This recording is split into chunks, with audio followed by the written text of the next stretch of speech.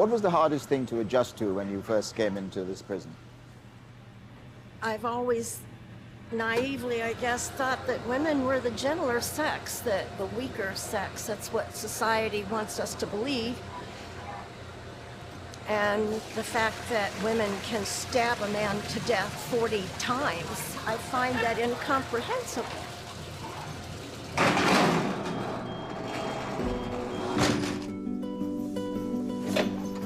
South of Chicago, in the state of Indiana, two prisons hold some of America's most dangerous female criminals. The Rockville Correctional Facility and Indiana Women's Prison house over 1,800 offenders. Many are serving long sentences for extremely violent crimes. Some will end their days here. How severely was the victim hurt? The bullet came into close contact with his eye and You shot him in the face? Yes. For 4 weeks, I was given access to a world and a culture, the like of which I've never known. So you were classed as a baby killer? I was that, I am that. I'm a lot more than that as well, but that's who I am. America imprisons more women than anywhere else in the world.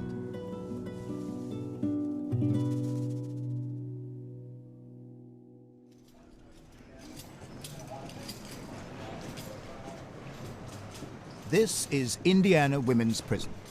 My escort, Sergeant McPherson, is taking me to meet the most notorious inmate in the state, a convicted double murderer. Thank you. You're welcome. And Sergeant, we're heading now to? To the Administrative Segregation Unit. This unit is where our disciplinary offenders are. This is what you call like a punishment for them. We put them here to give them time to think about what they've done and to clear up their negative behavior.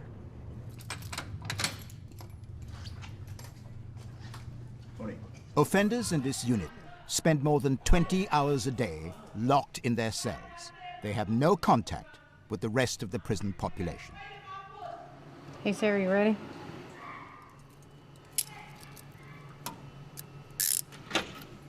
Sarah Pender has been in this segregation unit for nearly 5 years. This is punishment not for the double murder for which she was convicted, but for an incident in 2008 which made headline news across the country. Why do you think that they have given you this long sentence, as it were, in segregation unit? Because I embarrassed them. How did you embarrass them? Well, I escaped from what was supposed to be a maximum security prison. How did you do that? An officer aided me. In what way? This is a little embarrassing. He drove me out. They have these transportation vans that come in to get fuel. They have like their own little gas station, and we planned it so that when he came in to get fuel, then I came out and got in the van. How did you manage to persuade an officer? Well, I didn't actually... To take you out? I didn't actually ask him. Yeah, I know. It's, I was having... when I was planning my escape, I planned on doing it by myself. And, but I needed money, and I didn't want to ask my family because I would have to lie to them about what it was for. So in order to make money, I worked with this officer who would traffic in contraband, and then my friends would sell it for money, and then I would get the money to save up for my escape. And so he was making a lot of money because I was paying him very well to do this. And he found out that I was planning an escape and saw an opportunity to make more money. And so he said, well, what if I could just roll you out of here? I said, that would be worth my while. And as a side note, I also had a sexual relationship with the officer, and that came out when I escaped, and that was very embarrassing to the department. I think I'm beginning to understand why the authorities have taken such a strong line on your case. Mm-hmm. Because you mentioned it was an embarrassment. I think it's a huge embarrassment for them. Yes, The only explanation that they've given my mother for why I'm in here is that I'm, quote, too smart for their facility.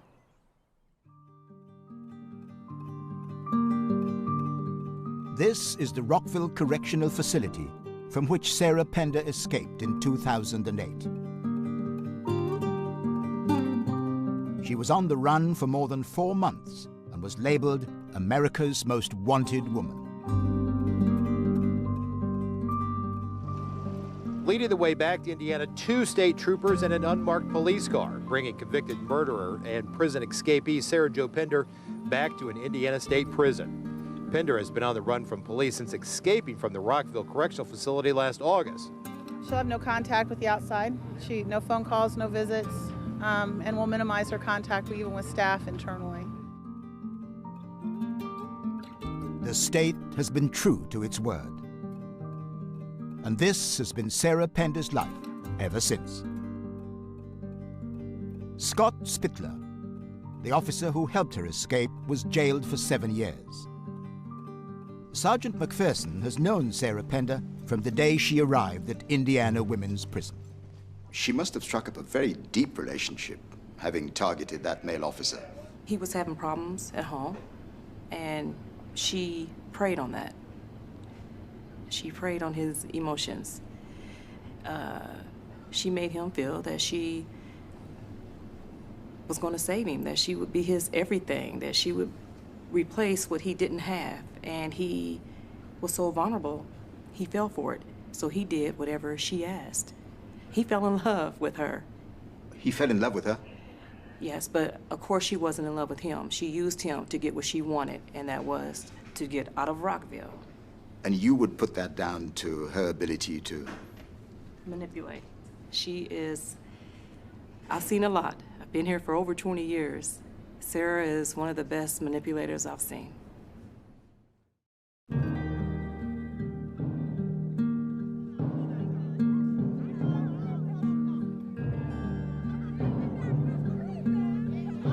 Out in the general population, prisoners must conform to strictly regimented days.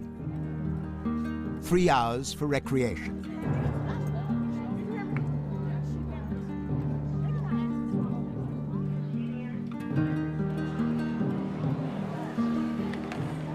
"15-minute sittings for meals.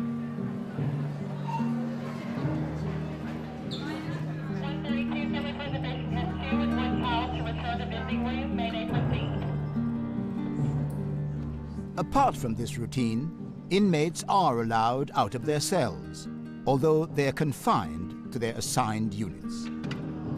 Thank you. This is Unit 13. Offenders have just returned from lunch. Hello. Hi. Hello. I'm Trevor Mcdonald. Hi, Trevor. I'm Addie. Addie? What are you doing here today? I'm just talking. She's doing a little crafting, a little writing. Some cards. You're sending cards out. Mother's Day cards. It's coming up, so we got to get them out. Yeah. Does your mother come to see you here? No. My mother, she lives out of state, so she really doesn't come up here much. She's never come to see you at all? No. We just talk on the phone. Yeah. And how long have you been in this prison? Since 2006. 2006? Yes. That's a long time for 7 years. Yeah. Well, it's a long time not only for you, but for anybody. Yeah. Yep. How did that come about? I got strong armed robbery charges. So. Strong armed robbery charges? Yeah, that's more for like physical robbery. Like I didn't have a gun or anything. I was fighting, punching, that kind of stuff. What were you robbing? Oh, people. Sorry. It was 3 people. Where was this, in the street? Yeah, we were driving around. We stopped when we seen people walking. We hopped out the car, bum rushed them kind of, beat them up, knocked them down, tried to snatch the purses. So you robbed 3 people? Yeah. How much did you take? Oh, it was only $300 from that robbery, so it really wasn't nothing. A stupid decision, not worth anything, especially all these years of my life. When you say from that robbery, you suggest that there were other instances. Yeah, there was. I just didn't get caught, fortunately. How old were you when you started on this may I call it a career? Oh, well, since I was about 13. School? I went to school up until like 10th grade, then I started fighting, getting expelled, and I just stopped going. I'm actually really smart in school. I always had straight A's, but I just couldn't stay there, always fighting, getting expelled. Why couldn't you stay there? Why did you find the need to fight? What? I just have a really horrible anger problem, so I always let that get the best of me. Even looking at you now, I'm finding it difficult to believe that you are capable of having done that. I'm very much capable of it. Because you're still very young. Yeah, I'm 25. Yeah. And your sentence was? 16 years, do 8. If you behave well. Yeah. If you control your anger. Right. And actually, probably in the most recent year, I can say, I've been getting control of my anger. And I have 2 kids, so I know I have to grow. You have 2 kids? Yes. How old are they? They're 7 and 9. 2 little girls. Do you feel you have let them down by not being there for them? Yes, I have. And I deal with that every day, and that's really like my biggest motivation to changing and being different and coming out of here and, you know, taking something from it, not just, oh, I've been in prison. You know, I want to walk out of here and be something for them. I just do not want them to follow this same circle. Like, my mother was in prison. You know, this is the same. What for? Attempted murder and aggravated robbery. So that was not perhaps a great start for you in your life, was it? No, it wasn't. That's kind of what, you know, kicked everything off. It's Mama leaving.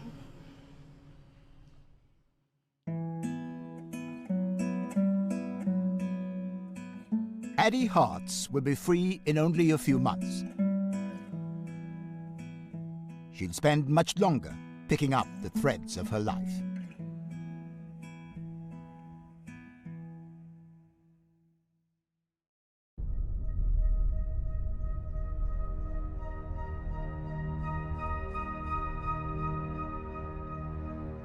I'm on my way to the Rockville Correctional Facility.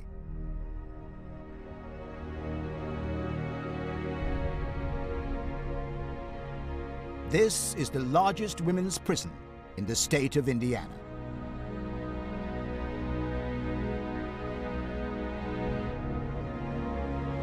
I still need Bowen, Jones, Fairchild, Andrea Jones, Dean,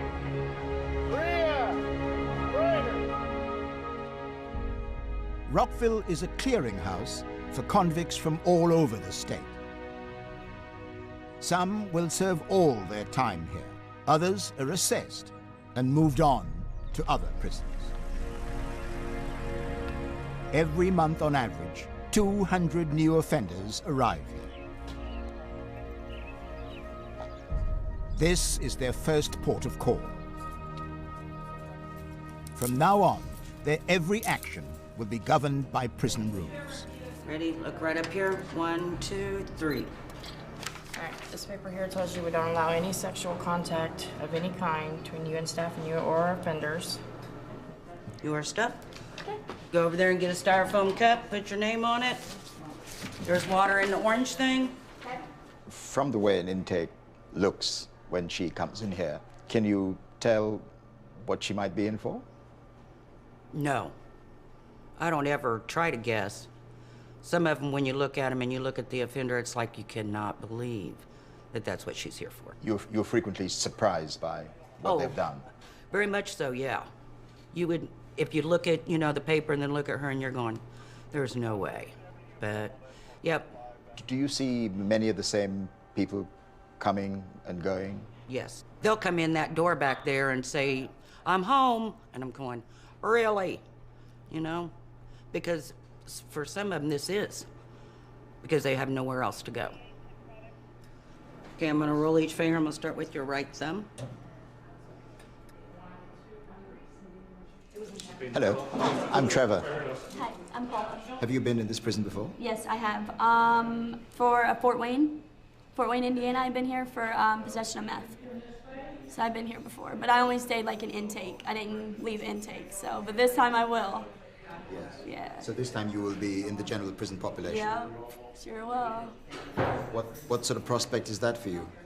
A little scary, but at the same time, like, I don't know, teach me little morals, you know? Teach me not to come back. Do you have a drug dependency? I've been to rehab, yeah. I'm an addict straight up, so yeah, I do. How long have you been an addict? Since I was 17 and I'm 28. A couple years, a long time. Do you have children? I do. I have 4. 4 children? I have 4. My oldest one is 13. I have a 13-year-old, 12-year-old, 9-year-old, and a 6-year-old. I'm trying to find a hopeful road out of this for you. I know. I know. What's that? I don't know. I have to have a game plan when I leave here. I know that.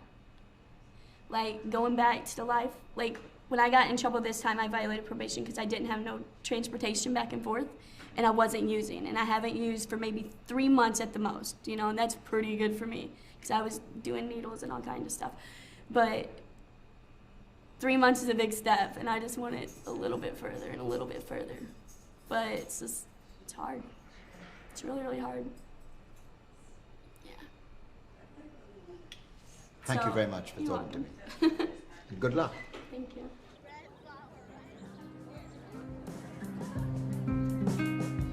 New inmates have a month of prison orientation. They're easily recognized by their orange uniform.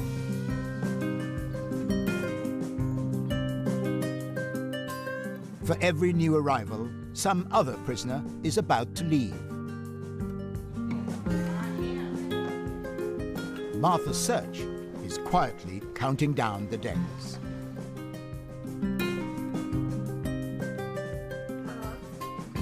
Thank you, ma'am. You're welcome. I caught up with her on her mail delivery round.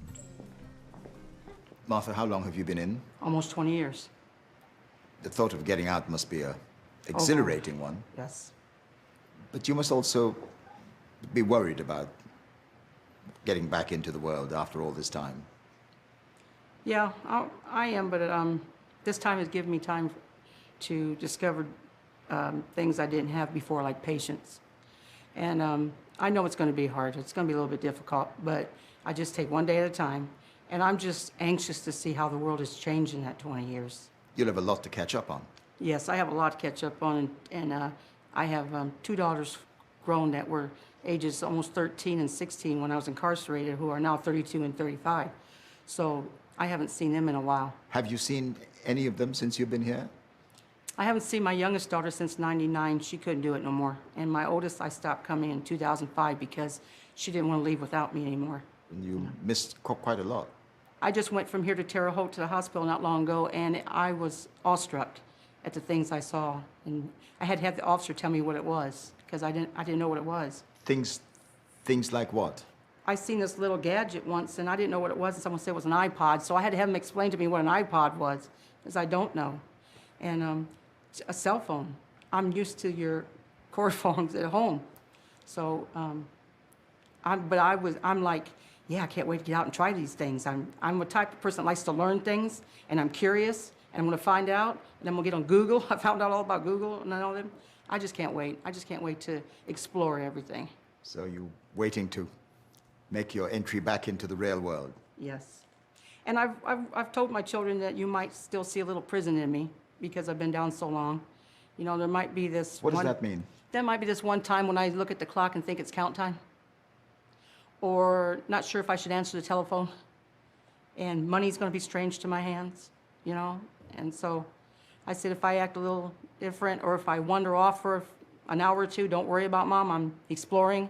Have you thought what your first night of freedom would be like when you can sleep in a bed of your own? I feel it might show me how a little bit of heaven would feel. That's how I think of it, is a little bit of heaven. You Not know, in a dorm surrounded by other people? heaven. Heaven. For 20 years, Martha Search has been told what to do and when. All those decisions will soon be hers alone.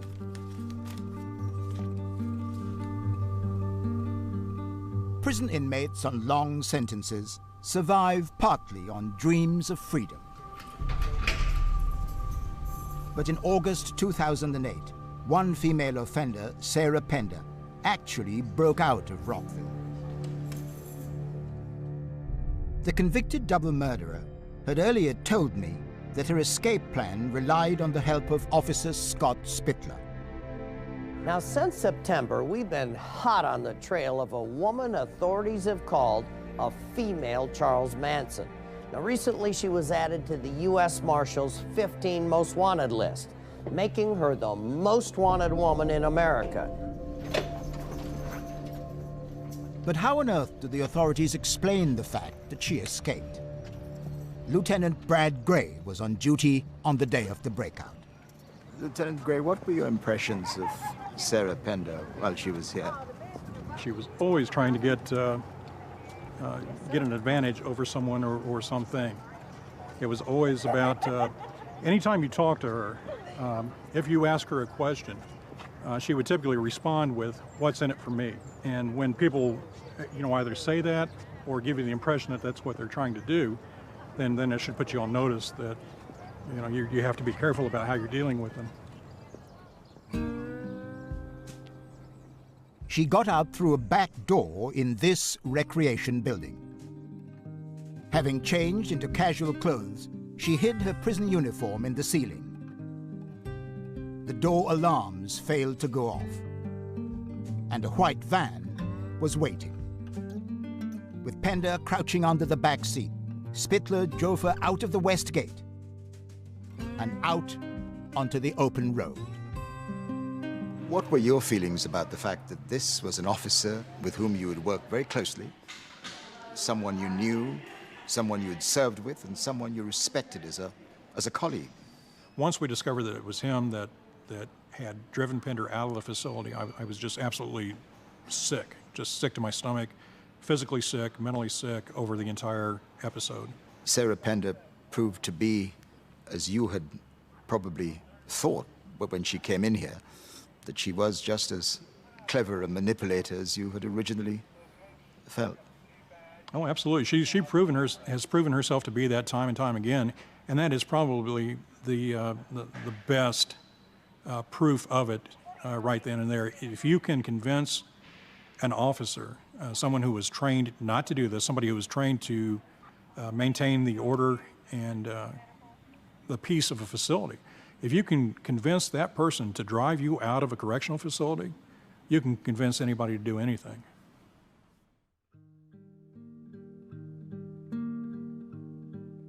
The authorities were bruised by Sarah Pender's escape. She was put in solitary confinement and has now been here for almost 5 years, longer than any other female prisoner in the state.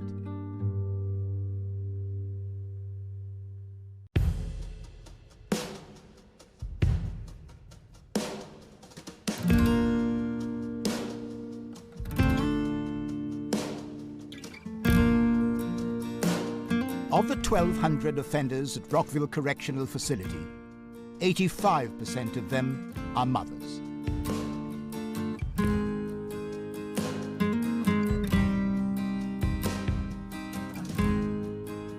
I'm on my way to Dormitory 2, where new arrivals to the prison are housed. Thank you.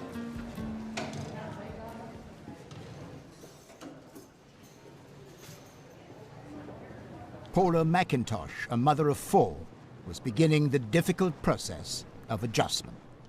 Paula, what was your first night like here? I like going in and seeing all the new girls. Was it a very talkative dorm? Did you get some sleep? They let me sleep. They helped me. They talked to me a little bit, told me if I needed any shampoo or anything, they'd help me out. But yeah, a lot of noise, a lot of echoes. You can wake up easy, What was the biggest shock to you coming into intake?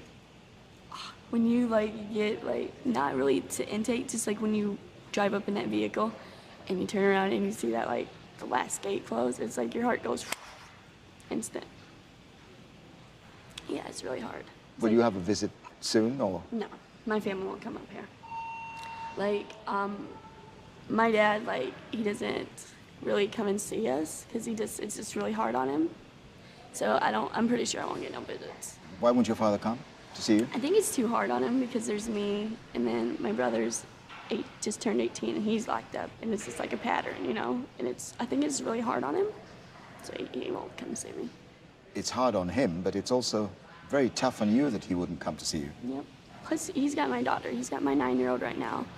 So, you know, he's got a lot of responsibilities on him, so. I just have to, I don't know, pray for him, that's all I can do. Your daughter is 9. At that age, she's able to understand a great deal. I wonder what your father said to her or says to her about your situation. She knows. Melissa's been like, I've been locked up before. My daughter's Melissa, and she's really strong, and she knows everything. I don't lie to her. I told her she knows about my drug use. She knows about she knows everything. And I called her this time and told her I was going to prison. And she's like, just keep your head up. Gosh, that's pretty tear-jerking to be told by your 9-year-old daughter to keep your head up. But even for you to make a call to say that you're going to prison. Yep.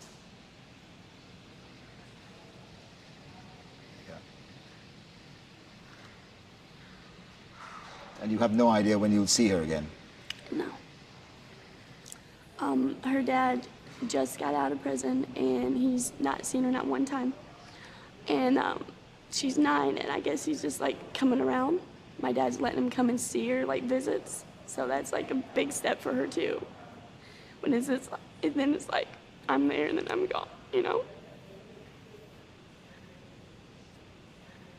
Well, I hope your time passes here very quickly, and I hope that you get a chance to be reunited with your daughter and your family. Thank you. Thank you very much for talking to me. You too. Thank you.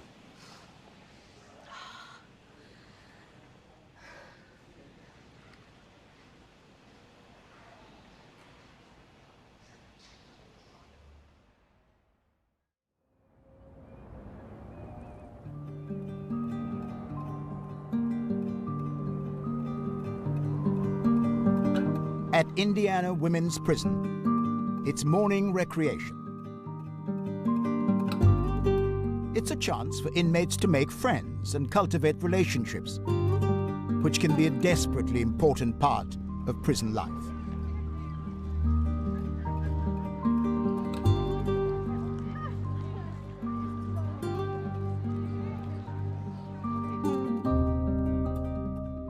The most troublesome offenders have few opportunities to do that. They are confined to this segregation unit.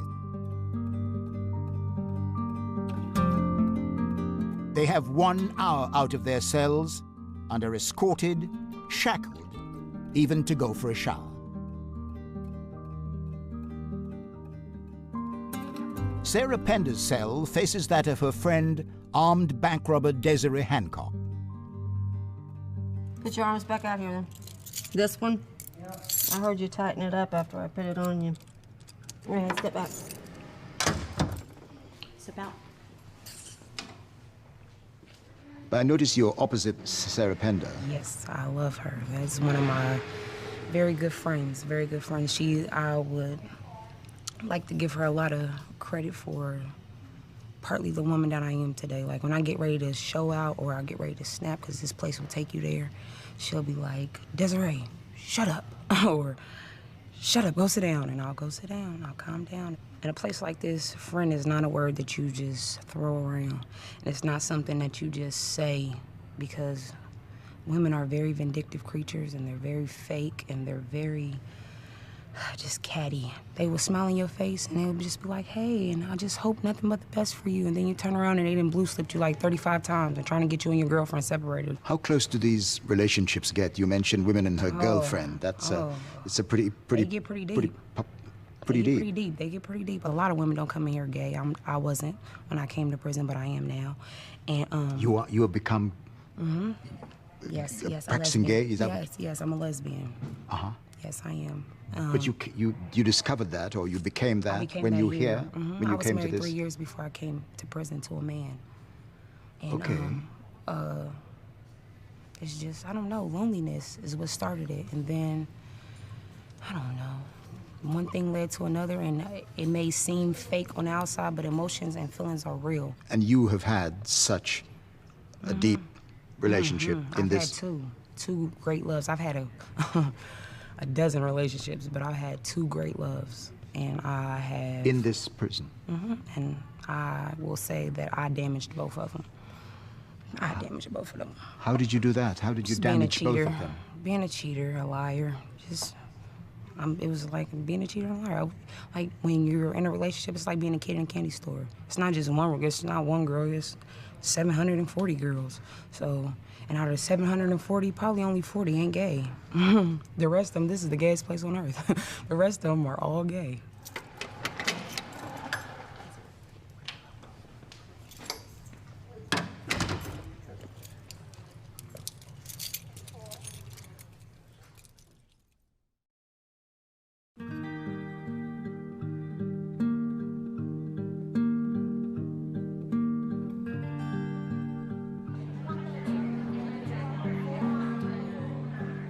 It's lunchtime on Unit 13. Inmates follow a well-marked out route to the food hall.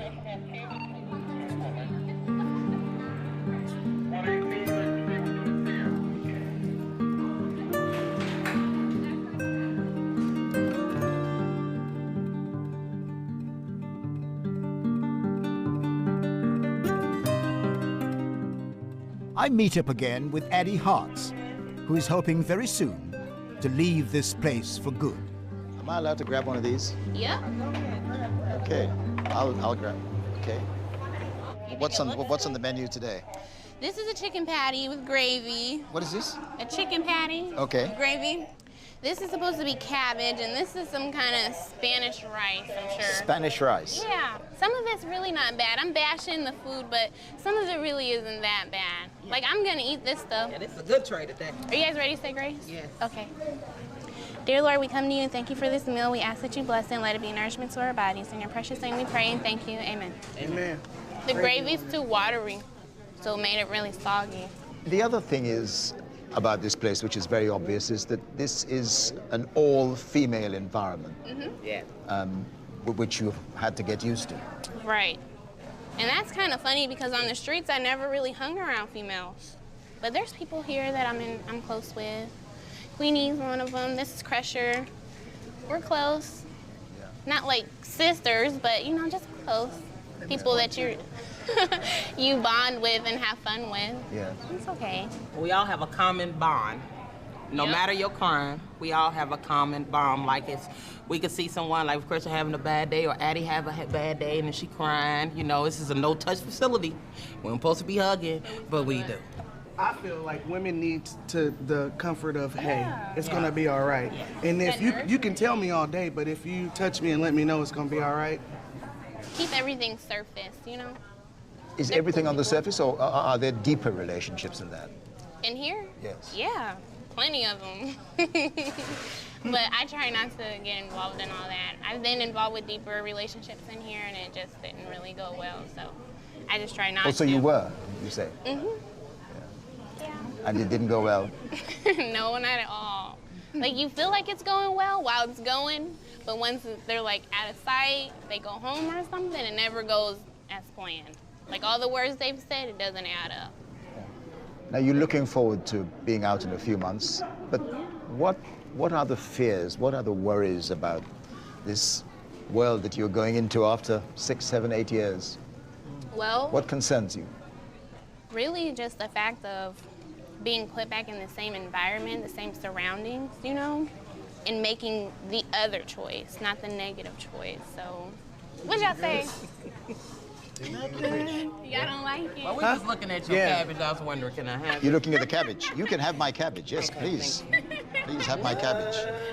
We're allowed to share food. So you had 2 cabbages today. That's right. You'll take the chicken patty? I sure will. I'm glad my presence here is serving some purpose. So you've left me bread and rice. You see how it goes? And I'm not eating my rice. You can have mine. Thank you very much, ladies. That's how it works around here. Will you miss Addie? Will you miss? Yes, I will. To me, she's a youngster. So I think it's my job to put some meat on her brain, put a little knowledge on her, so she won't come back here, because this is not where you want to be. I keep her grounded, like if she's mad, I'll be like, okay, Addie, let's talk. Do you think that she's going to stay out of trouble? I think so. I think she got it right. She has babies, so I think she's You guys are great. Go home. It kind of keeps me really motivated. And that's the big point for you too, isn't it? You have your life back with your children. Yeah, that's the biggest thing. I just can't wait. They deserve so much more.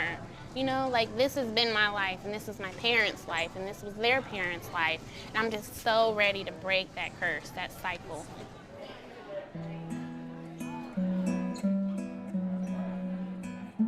The prison officers I spoke to were optimistic that once she's released, Addie Hartz stands a good chance of keeping out of trouble.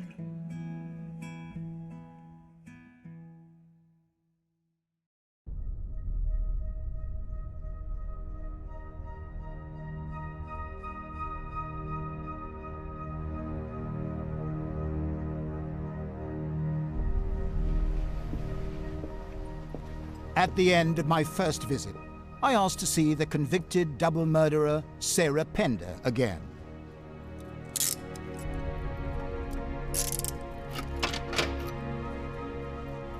Hi, Sarah. Hi.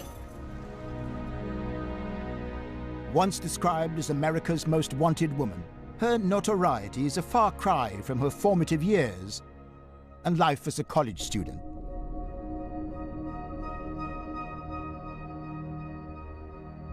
All that changed in the year 2000. Pender was charged with the murder of a couple with whom she shared a house. They were actually shot by her boyfriend, Richard Hull, but the prosecution believed that Sarah Pender was instrumental in planning the murder. She bought the murder weapon.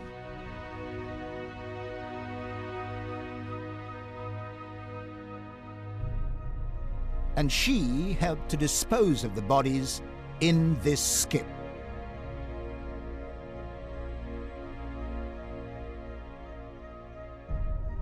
She has a Charles Manson-like ability to manipulate people to act as surrogates for her in committing crimes. The evidence was overwhelming that if she didn't pull the trigger, she did everything else. Pender has always admitted helping to get rid of the bodies, but she strenuously denies masterminding the killings. But she failed to convince the jury. Pender was found guilty of double murder. I kept hoping to get to the bottom of the Sarah Pender story. Okay. The thing that I have always got from the conversations we've had before is that you are not typical of the people in this prison environment generally. Mm-hmm. Would you agree? I would. I have a wider worldview, and I think that I've been able to glean more wisdom than the typical person. I'm generally more educated. I have 5 years of college. Why did you choose the path that ended you up here? It was an emotional attachment to someone who, when I found out that he dealt drugs, that I accepted it because I didn't want to lose him. So at every stage you were aware of where that codependency was taking you? Yes, I went into the relationship with my eyes open. However, I was very, very naive, and I never thought that it would bring harm to me or anyone that I loved. And like most women, I thought that I could change him. And I asked him to stop selling drugs and to get a real job, and he agreed. And that was the path that I thought we were going on at the time. Were you aware that there were guns in the house, or a gun in the house? Yeah, I bought the gun. It was my gun. He asked me to buy him a gun. If someone asked me to buy a gun, my first question would be, A, why me? Why are you asking me to do it? And what are you going to use it for? Mm-hmm. Did you ask those questions? Yeah. And he told me that I was the only person who didn't have a criminal background, because Well, that in itself is awfully suspicious. well, you can't, in America, you can't buy a firearm legally if you have a felony. And so I was the only person who was legally able to buy it. But Sure, but I'm talking about the fact that you were being asked to buy a gun by a felon. the thought of being left alone frightened me more than whatever consequences would come from purchasing a firearm. What kind of a gun was this? It was a shotgun that you would use for hunting, like, I think birds. I don't know, I didn't pick it out. But in the end, it was not used for hunting birds. It was used for shooting two people with whom he was in a disagreement. Yeah. Well, he had no disagreement with the woman. He said that he shot her just because she was a witness. The bare fact of the matter is that you purchased a gun which was used in the killing of two people.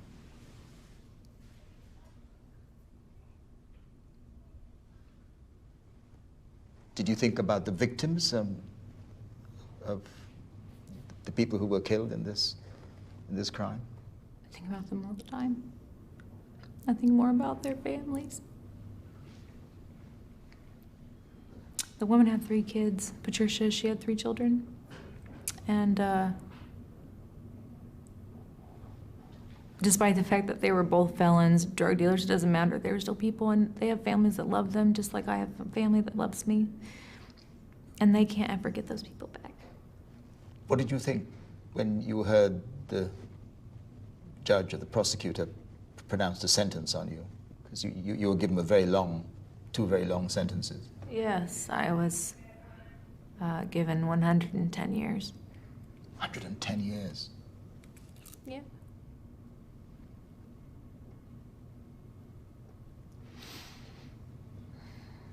What were your emotions on hearing that dreadful sentence? Disbelief. Why did the jury in the end conclude that you were directly involved in the murder of 2 people?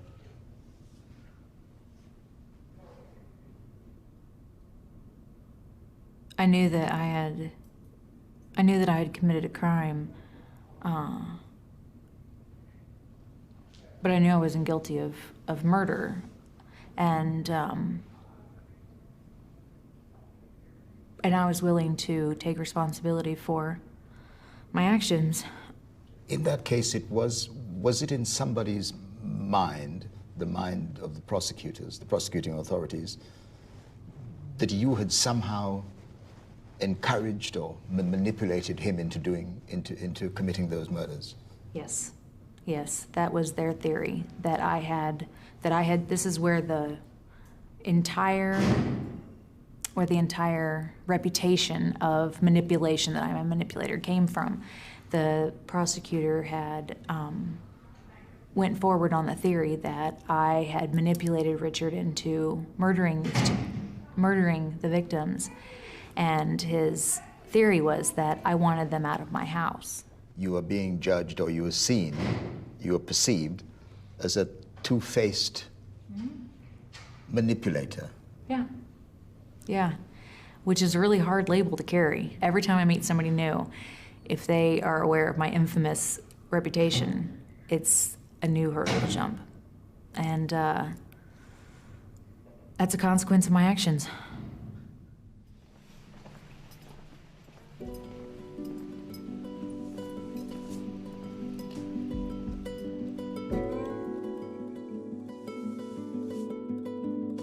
Next week, I talk to a woman who took the life of her 3-month-old son. So you were classed as a baby killer? I was that, I am that. I'm a lot more than that as well, but that's who I am. I meet newborn Zayden. What would you tell your son when he is old enough about where he was born and the circumstances in which he was born? I would just tell him that Mommy made a big mistake and hopefully he won't ever come to a place like this. And I speak to a murderer who managed to stay on the run for 35 years. I heard something coming in the back door, and I thought, oh no, it's the cops.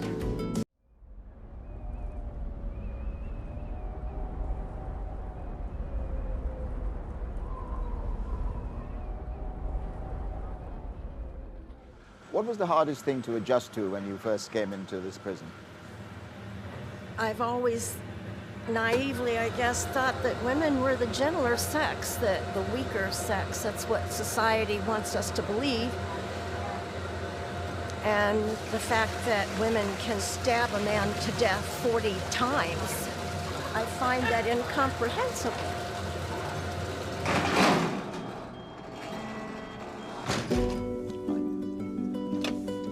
South of Chicago, in the state of Indiana, 2 prisons hold some of America's most dangerous female criminals.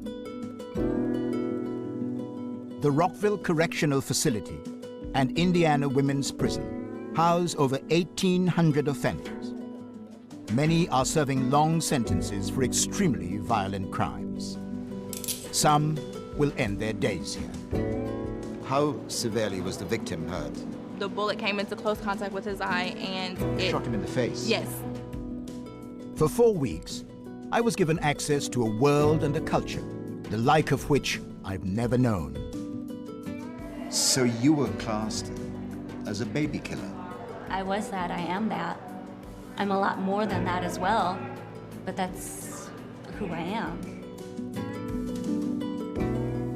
America imprisons more women than anywhere else in the world.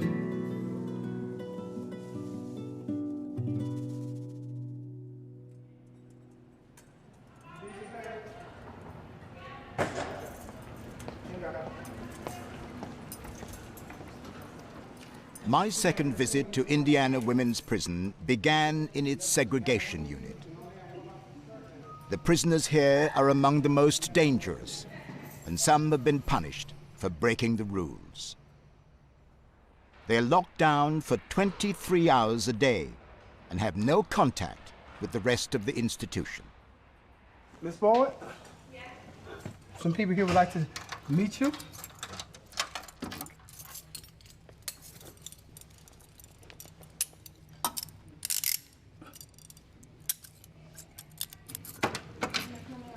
Yes, I'm close to the door behind you. Step right here. You can step in front of your door for me, please. Okay. Thank you very much for coming out of your cell to talk to us. No problem. How long have you been in this segregation unit? In about a week, it'll be 4 months. So What's that like? it's hard, especially being pregnant. You're pregnant? Yeah. When did you find out you were pregnant? Where? When I got arrested, they gave me a pregnancy test at the county jail while I was there, and I found out there. And I was already like a month in my pregnancy, because I'm 5 months right now. It's one thing to be pregnant in any general prison population. It must be particularly agonizing to be pregnant and to be in a segregated cell. Yeah, like I said, you feel alone, you feel like, I mean, it's so depressing to where like every day at 6 o'clock when we get mail, you sit there on your bed and you look under your door to see if you get mail, and when you don't, like I sit there and I cry because I feel like everybody just forgot about me. And being pregnant is even worse because my hormones are driving me crazy. 1 minute I'm mad, 1 minute I'm even madder, 1 minute I'm really upset. It's just an emotional roller coaster in this little room by myself. When was your last communication with the father of your child? Before we came here.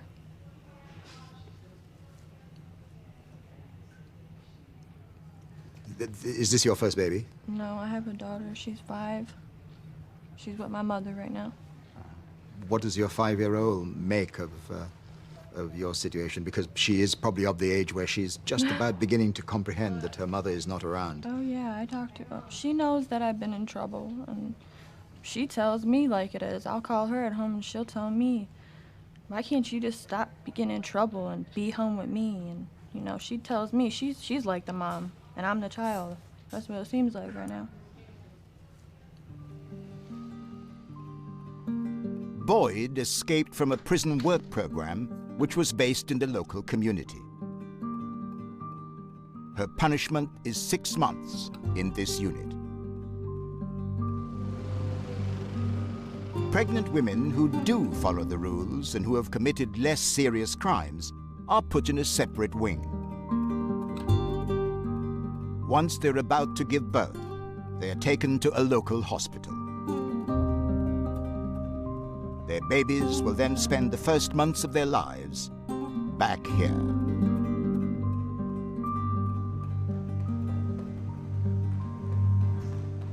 Brooke, how long have you been in prison? I've been here since September. And when was your... He was born December 6th. What's his name? Zayden. Zayden. How well did they look after you in this facility when you were in the advanced stages of your pregnancy? They looked after us really well. Once I had to go and be induced, so they took me out like Wednesday evening, and I went to the hospital, got induced, and I had him later on that night. And we get to stay there 24 to 48 hours, depending on whether you bottle feed or breastfeed. How does that work in hospital? Do you have somebody looking over you? You have a guard there while you give birth? Yes, the officer usually sits in the room 24/7, and you're shackled to the bed unless you're in active labor. Then they actually let you stay unshackled until you give birth. After you give birth, you have to get shackled back to the bed. You're shackled to a bed? Yes. Just your ankle. Just your ankle, but you're shackled to a bed? Shackled, yes. It's not the most propitious circumstances in which to have something which is so intensely personal. It was very embarrassing, very embarrassing. May I see the cell where you spend most of your time? Yes. Thank you.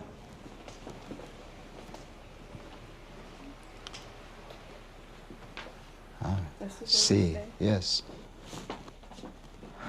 How different would this be in its physical surroundings if you were at home? At home, he would have his own room. I wouldn't have my bed in here. He would have a dresser, a changing table. What would you tell your son when he is old enough about where he was born and the circumstances in which he was born? I really haven't thought about that question yet. I would just tell him that Mommy made a big mistake and it was for the better. Why I came here, it made Mommy learn a lot, and I hope he can learn from my mistakes and see how embarrassing it was to be here, and hopefully he won't ever come to a place like this. You'll tell him he was born in prison? Yes.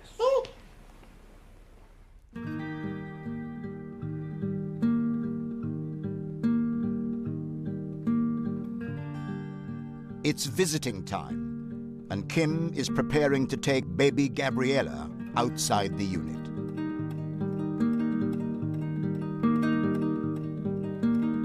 At times like these, offenders are sharply reminded of where they are.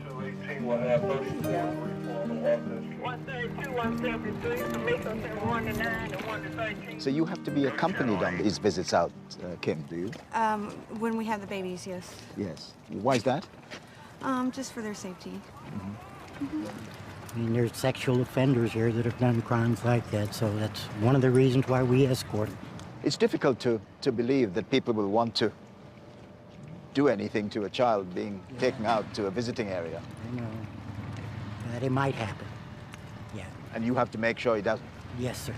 This, after all, Kim, is a women's prison. So it's rather difficult to imagine that a woman would do something against a child.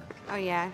For me, it's hard for me to fathom that a mother or any woman would be able to do that to a child, but it happens, and there's actually women in this prison that have hurt their children. Yeah. Yeah, I couldn't imagine.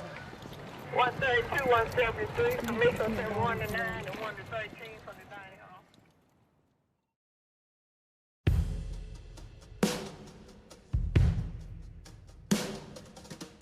This is Rockville Correctional Facility, the largest women's prison in the state of Indiana, with more than 1,200 convicts. Lieutenant Brad Gray is taking me to Dormitory 5, one of the largest in the prison.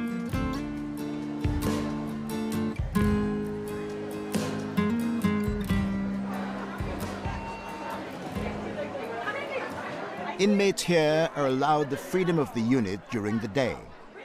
Come nighttime, they're locked in, 16 to a room. Are there outbreaks of disorder with 16 women in one small space? Occasionally, yeah. We have, just like any other environment where you have that many people in a small space, once they get on each other's nerves to the point that, that they feel a physical altercation or a verbal altercation is their only means of resolution, then we'll have arguments or fights from time to time. Much more fundamentally, how do you choose, or do you choose, who is one of the 16 in one of those rooms, and how do you do that? We just do it through the offender's behavior. Those offenders who display more difficult behavior, we have closer to the officer's station. Would you put, say, somebody who's been guilty of check fraud with somebody who's committed murder? Would you put them in one dome? Yes, we would, because it again is predicated more by the offender's behavior once they're in the environment than it is by the crime that got them. Yes, absolutely. I'd been told about one of the most difficult people in this unit. Kiana Ball is in for armed robbery. Hello, I'm Trevor. I'm Kiana. How are you? I'm good. It's a very crowded space to be in. Yes, it is. It's kind of odd being in a room with so many females and not really having your own personal space. Like, you have your own personal space, but it seems like it's not enough. What's the atmosphere like when everybody's here? It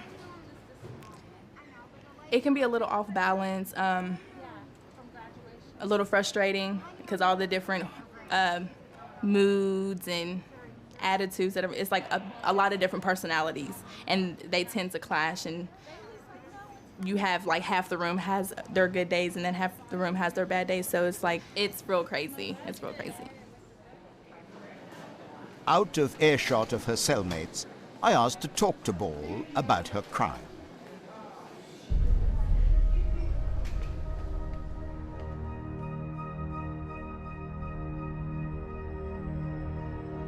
In 2009, Kiana Ball and her boyfriend Carlton Wright attempted to steal a van at gunpoint. The owner, Rinaldo Santiago, resisted and was shot at point-blank range.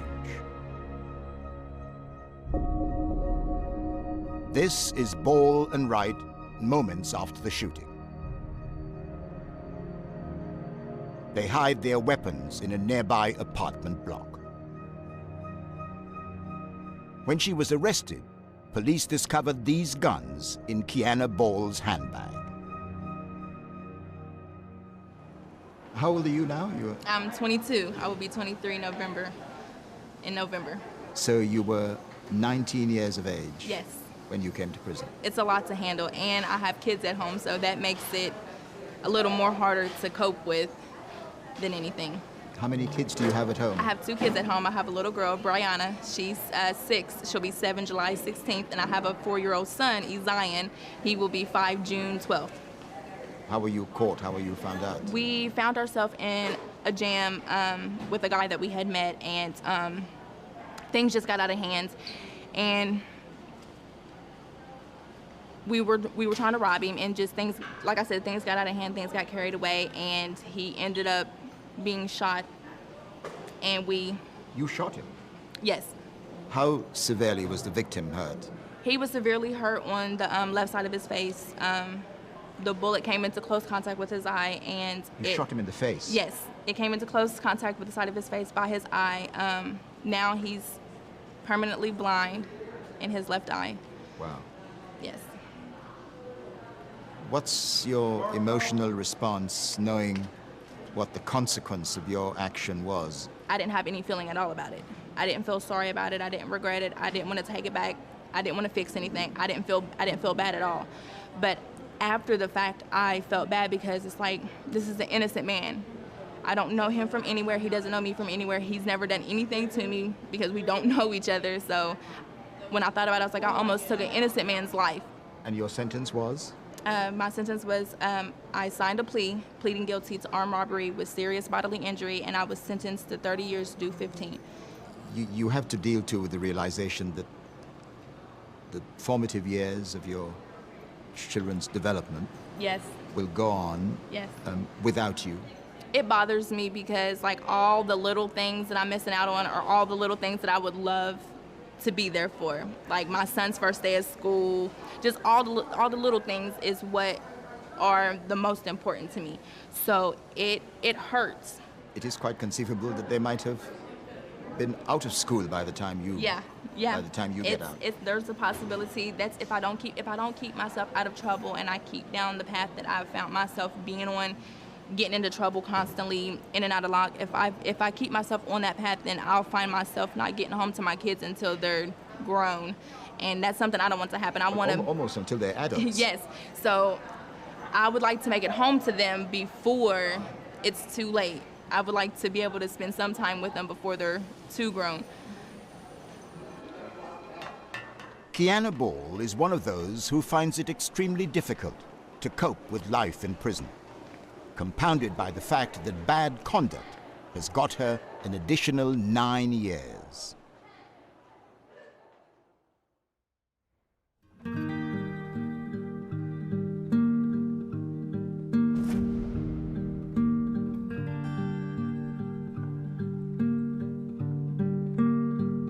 Evening recreation at Rockville.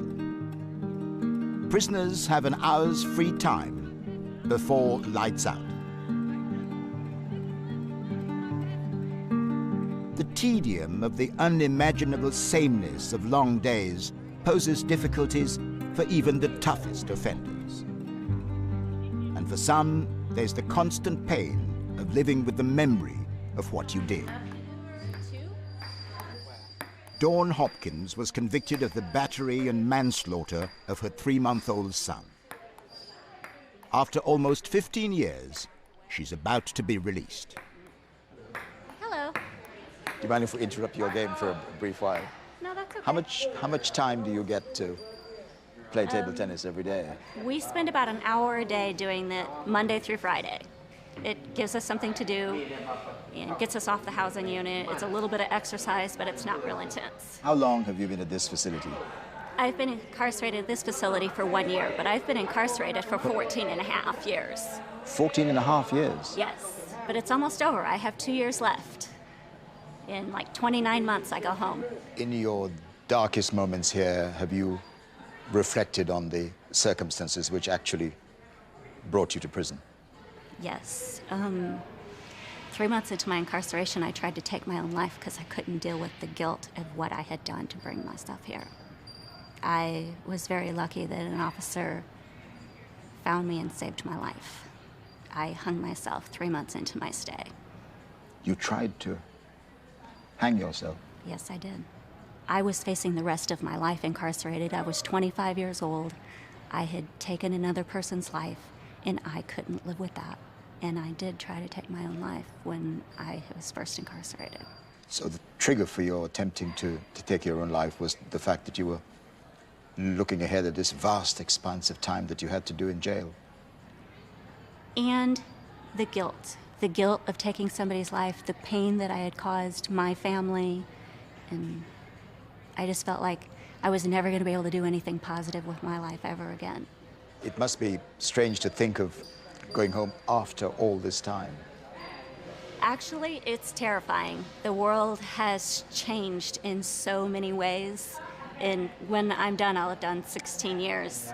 And the amount of ways that the world has changed in that time, it's scary, and I don't have a lot of family support, so it'll be like standing on my own 2 feet for the first time in my life.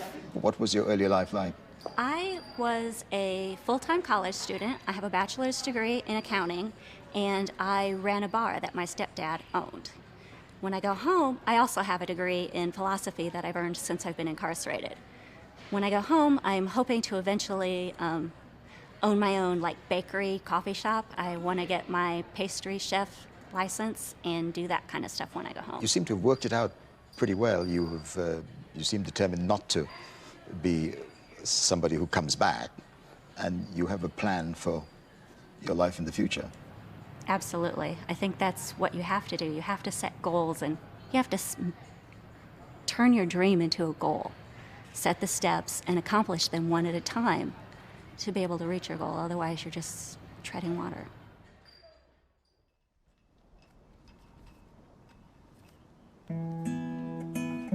For most prisoners here, treading water is the sum total of their lives. And I'm about to meet a woman who spent more time in prison than any other in the state of Indiana.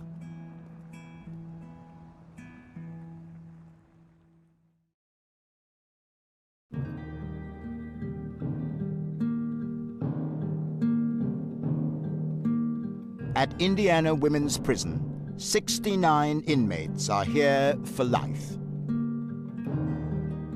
They will, of course, be denied any chance of a return to their families. For the majority, that's the agony that constantly haunts them. One of the prisoners here came to this place years ago as a teenager. This is called the Programs Building. My escort is Officer Frank Bryan. Morning. Welcome. Thank you. M2, M1. This is our community outreach. These ladies up here are working on a quilt, I believe. Disregard the visiting room meeting. Okay. Meet you at 9 o'clock These meeting. are some examples of some of the things they're making. I've been here since I was 16 years old. I've done 38 years, so. You've been here since I don't get out. Yeah, I don't get out much. Yeah, you've been here since you were 16. Yes. Yeah, but. That's a pretty early age to come to prison. Yeah. I'm the youngest. I was the youngest offender ever here, and now I'm the longest one to have ever spent as much time here. Yeah. That's your tag, yes? Yes, I've got the shortest DOC number. Which year did you come to this prison? Which year? In which year? 75. 1975. 1975. Yes. I've never driven a car. I never went on a date. Never had a checking account. I was never able to be a mother. But a lot of these people in here that are younger, I'm mom. Do you have many family connections? Do people come to visit you? My sister does with her kids and her grandkids. So I still have a connection out there. Yeah. How do they regard you? What do they think of you and of your situation? Oh, they want me to come home. They want me to, that hurts. Yeah. My two nieces, they went and broke their piggy bank and took their money to their mom, my sister, and said, "Is this enough to get Aunt Cindy out?" Gosh. Yeah. And that's what makes me emotional. It's very difficult to me to talk to somebody who's been in this situation for 38 years when I look back on my life and think all the things I have done in that time. Yeah. And to some extent, yours has... It's in a box. You came into prison at age 16. What for? Murder. I committed murder. What were the circumstances in which you killed someone? I was abused. I was extremely abused from basically a home that I was living at. And I tried to leave, and I set a fire trying to get out, and it got out of hand. And they died in the fire. So you started the fire? Trying to escape. Right. And how many people? 6. 6 people were in the house? Yes. And they died? Yes. Did you not know there were people there? I knew the people were there. What I was thinking was, if I set a fire, then everybody can get out and I can run. That was my intentions. The fire got out of hand. How quickly were you apprehended? A couple of months later. I was in the hospital because I had burns. Yeah. So you burnt yourself too. Trying to save them. That's how I got burnt. I kept trying to go back into the house to get them. Didn't work. No. This is probably a brutal way of putting it, and I acknowledge that. But the fact is, for you, this is it. Right. You will end your life here. You will end your days here. Mm-hmm. Yeah. I am looking forward to growing old in here. Because... You're looking forward to that? Yes. Because, you know, I'm going to know that my life is not going to be much longer. And there's something always positive on the other side, and I believe that. It's very good to meet you. It's good to meet you. Thank you. Thank you for talking to me. Thank you. God bless you. Thank you. All of you.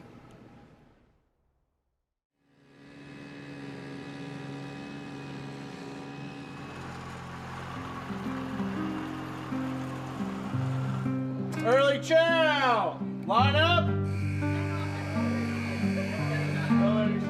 Another day is beginning at Rockville.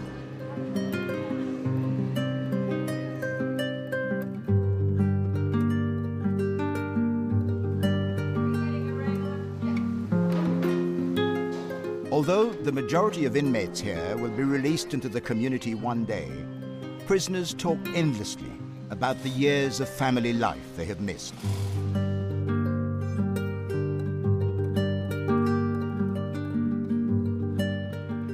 The story of one of the people here, though, is different. She watched her children grow up when, by law, she should have been doing life for murder. Linda Darby's story is remarkable by any standard. In 1972, she escaped from prison. She went on the run for more than 30 years, and in that time, managed to create an entirely new life. To evade capture, she abandoned the family and the town she knew. She set out to start again in a small town in Tennessee. Darby's escape from the Indiana State Women's Prison was bloody. I was scratched up and bloody and everything from going over the barbed wire. For the past 30 years or so, the now 64-year-old has been living in Pulaski. Even Darby doesn't know how she kept her 30-year secret. Married with 2 children, 8 grandchildren, a playset is in the backyard. She cleaned houses for a living. Today, though, this fugitive has a message for people who believed her to be Linda McElroy and not Linda Darby. This is who I am. This is who I am.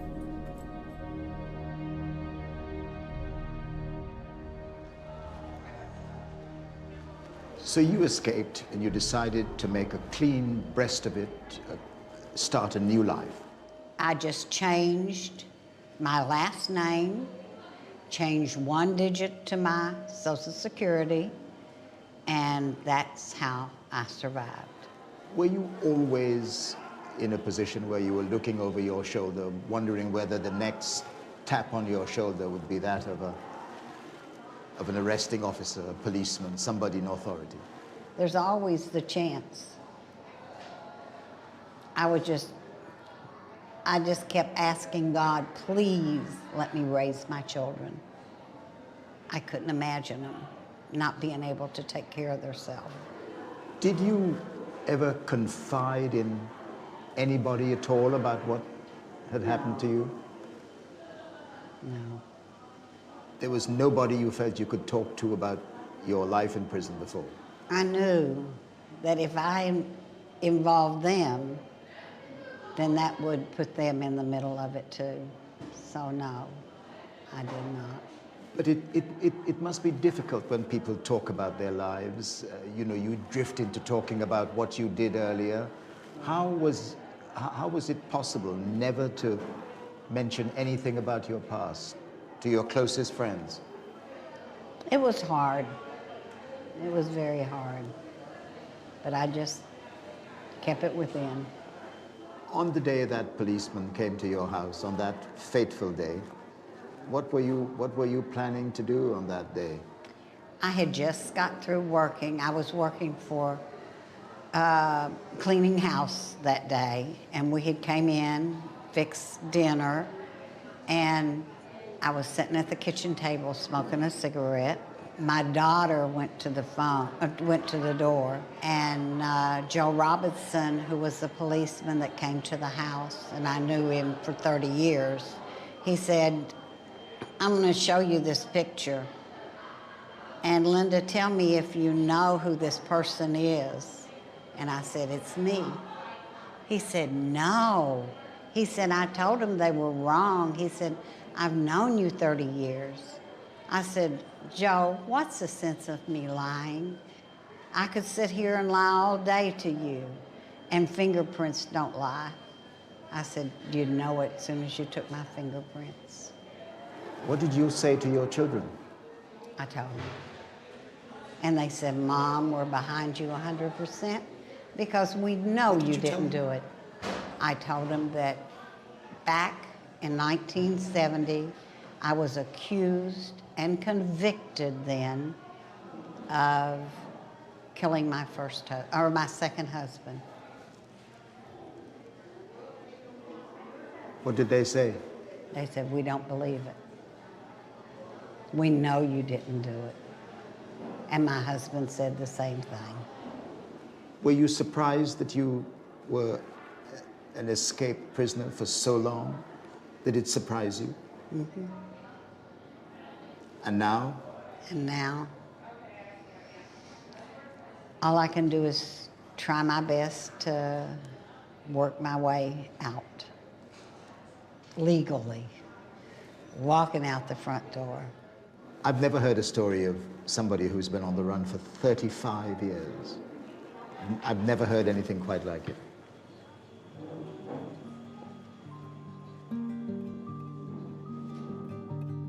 Linda Darby will probably die in this prison.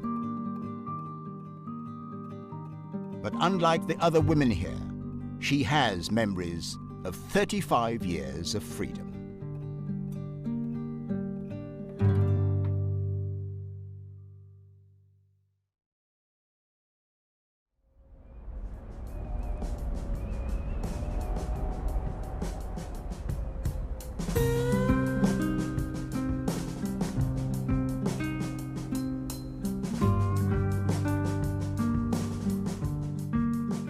I'm back at Indiana Women's Prison.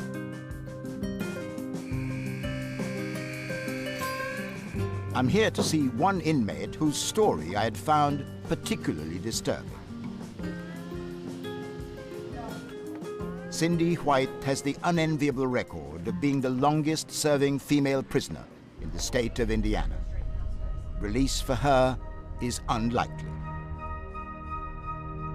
At the start of her sentence, she was a teenager. She's appealed against that sentence again and again. Cindy White was in court again today, and her attorney asked the judge for just one thing. That the court consider whether she was competent to stand trial at the time that she went to trial in 1976. But the Johnson County prosecutor says Cindy White deserves to be in just one place. In prison for the murder of a number of people. 6 people, Charles and Carol Robertson, with 4 of their children, who all burned in a fire that White set more than 20 years ago in this Greenwood neighborhood. I set the fire. It wasn't to kill anybody, it was to ask, my way of asking for help. But White now says that she was not fit to stand trial back in 1976. She claims that she had been traumatized by years of sexual abuse by her father and even by the people she eventually murdered. Today, Cindy White hopes that a judge will overturn her murder convictions. None of her appeals has been successful. Her last was about 10 years ago.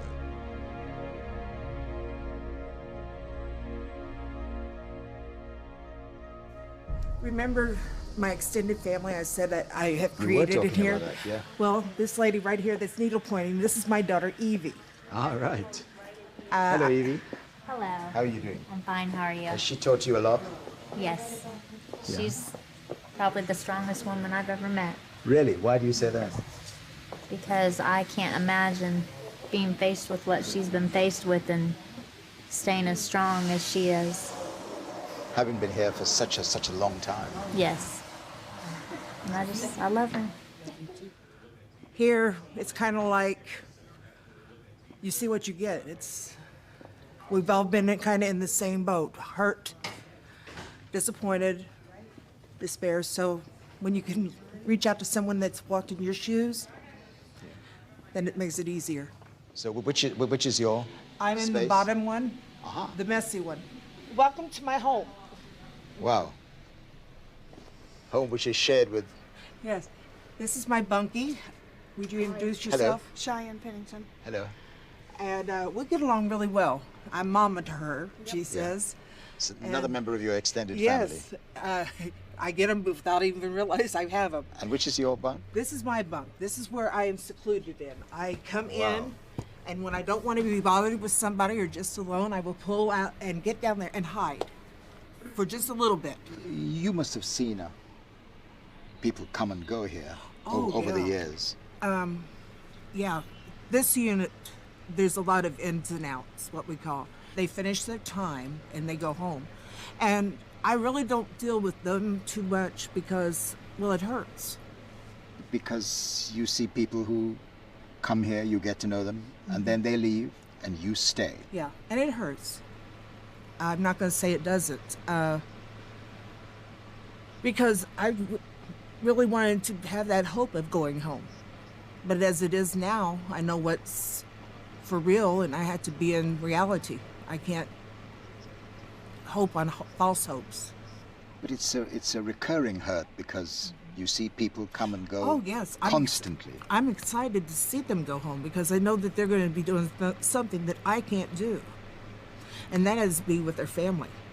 But I have made a family in here to take away the pain. Why do they keep you? Why, in your mind, have they decided to keep you in these conditions? I don't know. That's a question I ask all the time is, what is it that I am not doing? You know, if they tell me what it is that I can do to say, okay, yes, you can go, I'll be more than happy to. I'll be more than happy to do it. You've been up for parole? I've been up several times, and each time I'm refused. And I finally got tired because the disappointment. When I go up before him, I'm like, yes, this year I'm going home. I just know it. There's no other way. But I'm tired of doing that. And I'm tired of getting my feelings hurt. And I figured this way, if they haven't let me go in the 37 years that I have tried to go, they're never going to let me go. So I've got to make do with what I have and make the best of it. How have you survived this for so many years? I tried to find somebody worse off than me. I tried to find someone that needs a kind word, that needs a hug, that needs to be shown that they care. I need to care for something or someone. I want to love. I want to be loved. It's a kind of escape from which there is, in fact, no escape. Yeah.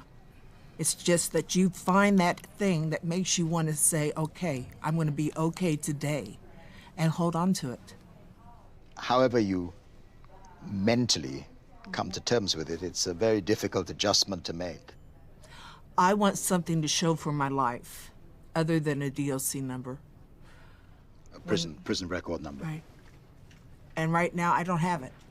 There's nothing out there that says Sarah Cindy White exists, other than the number.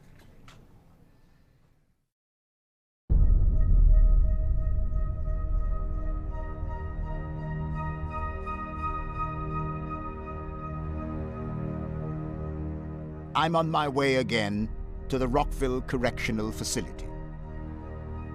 For the last time.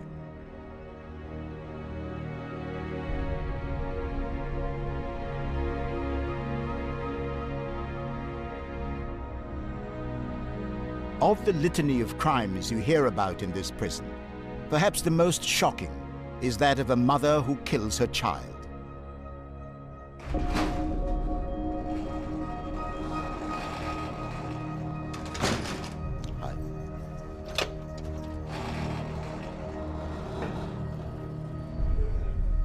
I'd come to see an inmate I'd met before.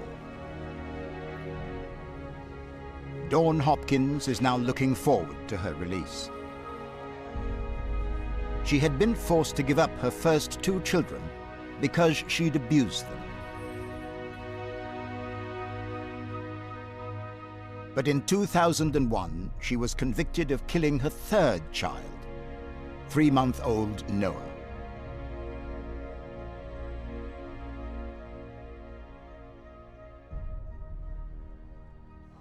How often do you reflect on the chain of circumstances which actually got you here? Sometimes it just sneaks up on you like that, and you don't even realize it, and you're happy, and then you realize that you're sad, you know, and it's something that maybe it's a song that played, or something that somebody said, or last weekend was Mother's Day, and somebody wished me a happy Mother's Day, and it was not good. It just brings all of that back. Your son was only 3 months old. The realization that you took the life of someone to whom you gave birth must be probably the most horrendous thing of all. Absolutely. You know, I can still remember when I found out I was pregnant. You know, I was 6 weeks pregnant, and they did this ultrasound, and there was this little life, and, you know, they told me he was like 1.5 inches long. And at that moment, you could see his heartbeat, and I promised at that moment to keep him safe forever. And I didn't. And that makes me feel like a monster. And it makes me feel like I don't even deserve to be alive some days. As an educated person, you must go through a lot of self-analysis. You must look back and try to analyze your actions. I honestly don't even have an answer for you. I don't know. I struggled with postpartum depression after the birth of my son. I was seeing a psychologist regularly. I was actually in his office the day that I took the life of my son. It was a normal everyday day. I had been to the craft store to buy a Christmas stocking for him. It was right before Halloween, and I sat, you know, working on the little felt pieces for this stocking for him for his first Christmas, and, you know, it was just him and I that day, and I don't know. He was fussy because he was had a cold, and I don't know. I lost my temper, and I should have been better than that. Was that a moment of blind rage? In a moment, life changed, you know. I was sitting on the couch, feeding him, giving him a bottle, and talking to my mom on the phone, watching The Simpsons. And 15 minutes later, I was on the phone to the paramedics, getting instructions on doing CPR because he wasn't breathing. Wow. Gosh, it's a terrible moment. Life happens in a moment, you know, and you take life for granted. You never realize what moment it's going to be that your life is going to change forever. What did you do when you discovered your son wasn't breathing? I called the paramedic. I called 911, talked to the paramedics, began performing CPR until a police officer came in and took over CPR. Then the paramedics got there. We all went in an ambulance to the hospital. They called in saying that they had a child coming in with unresponsive. So they had a chaplain there waiting to talk to me when I got there. And they were able to get his heart beating again, but due to the brain damage, he was not breathing on his own. So he suffered brain damage? Yes. He died from shaken baby syndrome. How quickly did they blame you for your son's death? But they didn't blame me. I was honest with them. I told them exactly what happened as much as I could remember, because at that point, all I wanted to do was save his life if possible, and it didn't matter what happened to me. Going through that long process of being in police custody, that must have been pretty traumatic, knowing what had happened. There were death threats made against me, and... Why people thought you were you were a child killer. A Yes. mother who kills her child is probably held up as one of the most Yes, the horrific most people. contemptuous in our society. I mean, the most contemptuous would be a sex offender, you know, somebody that's a pedophile. Other than that, you're baby killers. So you were classed as a baby killer? I was that, I am that. I'm a lot more than that as well, but that's who I am.